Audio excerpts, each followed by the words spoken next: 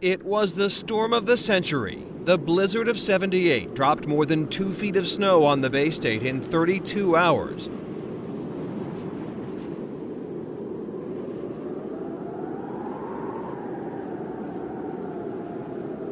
Early in the storm, 2 tractor trailers jackknifed along Route 128. Oh, right. That's what backed everybody up. Then the snow built up, and then there was no way out. Late on Monday, February 6, the wind-whipped snow began to fall at a staggering rate.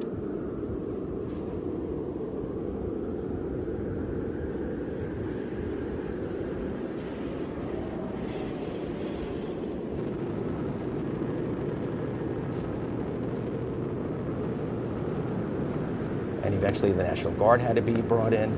And, it's just an amazing storm. We had everything you can get out of a winter storm, from the beginning of the storm, from its inception to all its intensification and its total mature stage, until it finally just eventually weakened slowly and started to drift away. So we got everything, the beginning of it, the full brunt of it, everything you can get. That's why it was so long lasting, because it stalled. More than 3,500 cars and trucks were trapped on Route 128.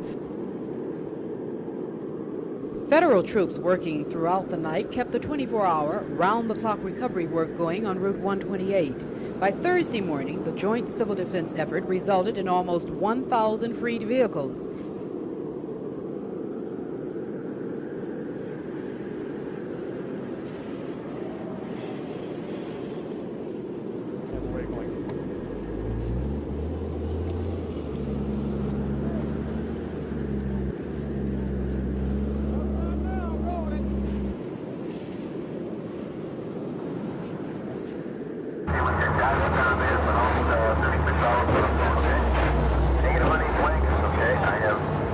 Packages of T-Rex.